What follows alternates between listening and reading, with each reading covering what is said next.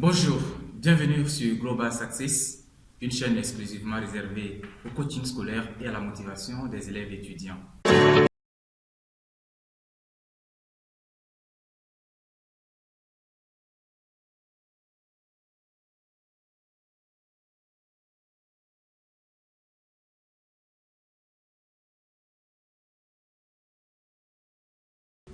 Dans cette vidéo, je vais vous montrer comment on élabore une fiche de lecture.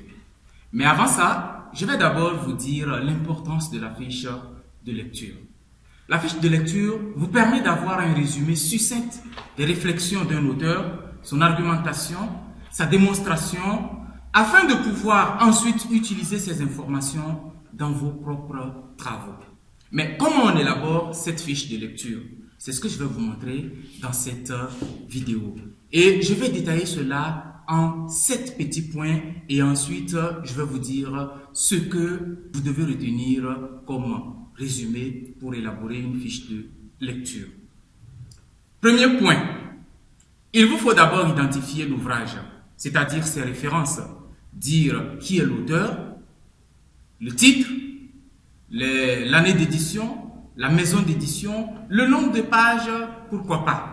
Et si c'est un article, il faut donner les références de l'article. Ça, c'est le premier point. Le second point, vous devez identifier le thème central de l'ouvrage ou de l'article dont vous voulez faire le résumé. Le troisième point, il faut identifier les idées essentielles, identifier les concepts centraux utilisés par l'auteur. Et cela vous permet de mieux cerner le champ d'étude de l'ouvrage ou de l'article dont vous êtes en train de faire le résumé. Il faut cerner le raisonnement de l'auteur. Ça, c'est le point 4. Au point 5, cerner les différentes articulations, cerner quelques citations de l'auteur. Et donc, il s'agit des éléments importants que vous devez retenir. Il y a des idées essentielles que vous devez retenir dans le raisonnement de l'auteur. Au point 6, vous devez donner votre appréciation personnelle des idées de l'auteur. Et quand je parle d'appréciation personnelle, il s'agit d'essayer de confronter la pensée de l'auteur avec celle d'autres auteurs. Notez les remarques qui vous semblent importantes. Essayez de voir qu'est-ce qui est pertinent dans ce que l'auteur a dit. Et enfin, il faudrait donner vous-même votre point de vue. Pensez-vous que l'auteur, dans ce qu'il dit dans cet ouvrage-là, ses idées sont encore d'actualité ou bien il y a des choses qu'on doit revoir? Voilà les 7 points que vous devez adopter pour élaborer une bonne fiche de lecture. Et donc, voici les éléments que la fiche de lecture doit comporter. Premièrement, les références de l'ouvrage.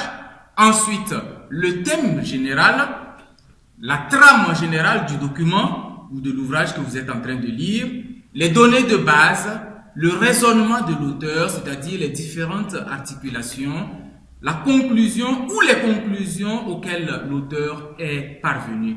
Vous devez relever quelques citations, c'est-à-dire des idées importantes qu'il faudrait retenir et donner enfin votre appréciation personnelle.